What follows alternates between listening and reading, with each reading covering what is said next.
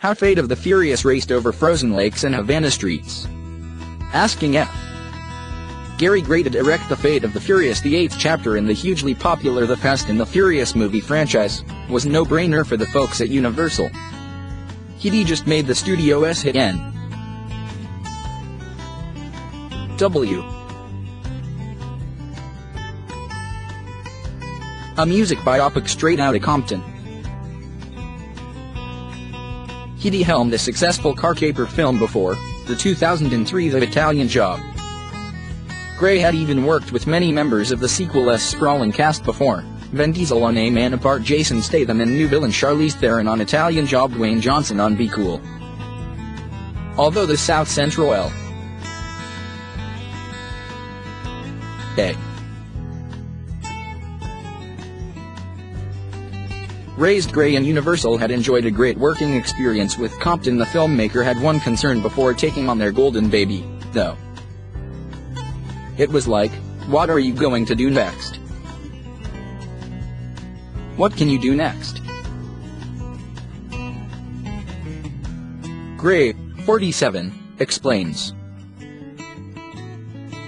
There has been 7 movies, it has been a massive success. So when I heard that DOM was going to go road, I thought that is exactly where you need to go in order to make an 8th film work, and not only work, but great.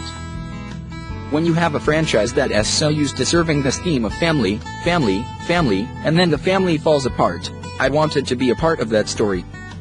In Fate's script by Chris Morgan, who has been driving the franchise's intersecting plot lines since the 5th installment, Diesel's Dom Toretto is seduced/blackmailed/ something by Theron's super diabolical cyber-terrorist Cipher to betray his hard-driving ad hoc family and aid her nefarious scheme while he is on his honeymoon in Cuba with Michelle Rodriguez's Letty, no less.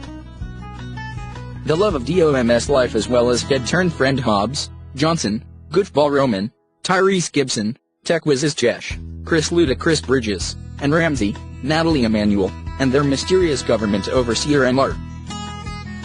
Nobody, Kurt Russell, doesn't know what to make of Dom's sudden, dark shift. But they do know they have to stop what he and Cipher are up to, because the world.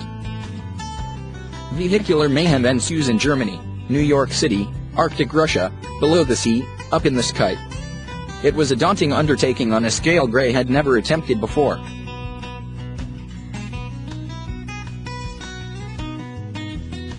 The Italian Job was fun.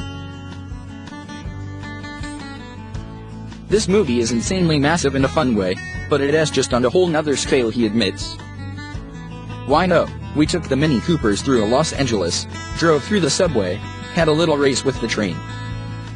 But it is nothing like having cars fly through the streets of Manhattan off of buildings and having nuclear subs chasing Lamborghinis and going to what could be considered a forbidden city, Havana, and racing these vintage cars through the streets at 100 miles an hour without killing everyone. It was a ton of challenges that we certainly didn't come close to facing with the Italian Job.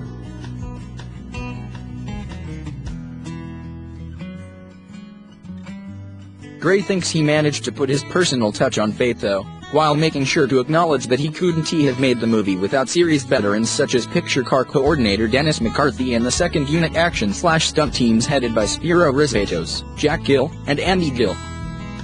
It seems like most of my earlier movies prepped me for this one, working with the actors, doing some action, traveling around, getting performances with drama and humor and all that, Gray reckons.